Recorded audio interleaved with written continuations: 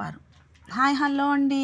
ఇవాళ మనము కాకరకాయ అండ్ బంగాళదుంప ఫ్రై చేస్తున్నామండి. ముందుగా పావు కేజీ కాకరకాయలు 2 బంగాళదుంపలు తీసుకున్నానండి.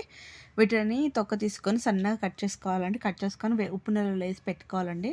కొంతమంది గింజలు తిన్నారు కాబట్టి తీసేయండి. ఇప్పుడు ముందుగా ఒక ప్యాన్ పెట్టుకొని ఆయిల్ వేసి అందులో మనం జీలకర్ర ఆవాలు వేసి కాకరకాయ ఇందాక సన్న ముక్కలు కట్ చేస్తాం కదండి, వాటిని గట్టిగా పిండి ఇందులో వేసుకోవాలి. కొంచెం ఉప్పు, అలాగే కొంచెం ఉప్పు ఏంటంటే ఆల్రెడీ మనం అందులో వేసాం కదా, ఇప్పుడు ఇందులో కొంచెం తక్కువ వేస్తున్నాము. కరివేపాకు తర్వాత వేస్తానండి.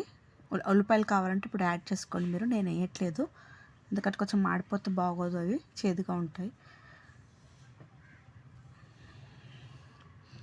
ఇప్పుడు ఇందులో మనం కొద్దిసేపు కొంచెం ఉప్పు కొంచెం పసుపు యాడ్ చేస్తామండి. సిమ్లో ఫ్రై చేసి సిమ్లో పెట్టాలి ఎప్పుడైనా సరే. ఉప్పు కొద్దిగా తక్కువ వేస్తున్నాను, అందులో వేసాను కాబట్టి. అలాగే పసుపు,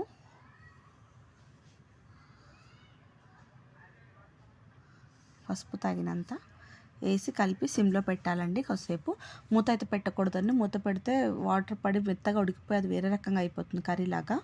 మూత పెట్టకుండా చిన్న మంటలోనే మనం ఫ్రై చేయాలి. కొంచెం ఆయిల్ ఎక్కువ వేయాలండి ఫ్రై కాబట్టి. అల్లం వెల్లుల్లిపాయ పేస్ట్ అవన్నీ కూడా తర్వాత కొంచెం ఫ్రై అయ్యాక వేస్తాను, ఎందుకంటే అవన్నీ అంటుకుపోతుందండి. అల్లం వెల్లుల్లిపాయ కారం వేస్తేనేమో ఘాటు వస్తుంది కాబట్టి. ఇప్పుడు కొంచెం ఫ్రై అయిపోయాయి కదా, ఇప్పుడు ఇందులో మనము అల్లం వెల్లుల్లిపాయ పేస్ట్ అంటే కరివేపాకు కూడా యాడ్ చేశాను ఇందాక. అల్లం వెల్లుల్లిపాయ పేస్ట్ ఫ్రెష్గా వేస్తే ఆ స్మెల్ చాలా బాగా వస్తుందండి అప్పటికప్పుడు. ఈ ఫ్రైలలో అయితే అప్పటికప్పుడు అలా దంచుకొని వేసుకోవాలండి. చూడండి ఫ్రై బాగా అవుతుంది. ఇప్పుడు ఇందులో మనము కొంచెం ధనియాల పౌడర్ కూడా హోమ్ మేడ్ అండి.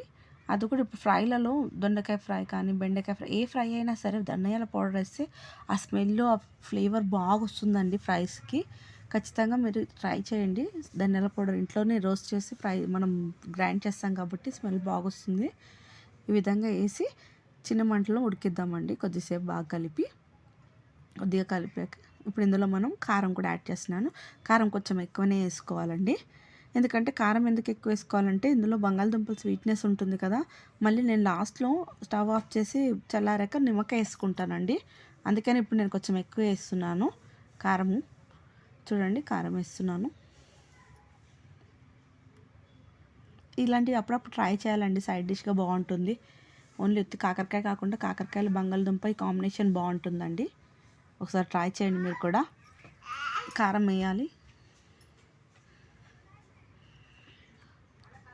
ఫ్రై అయ్యాక కారంని కూడా కలిపేసి కొంచెం సిమ్లో పెట్టి మనం కొద్దిసేపు ఉడికించాలండి. ఆల్మోస్ట్ అయిపోయింది కాబట్టి లాస్ట్లో వేస్తున్నాను.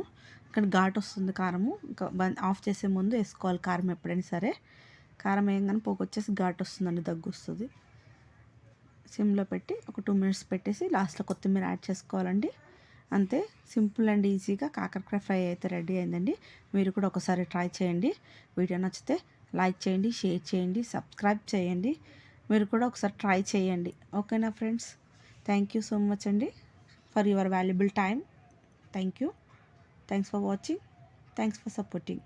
Thank you so much.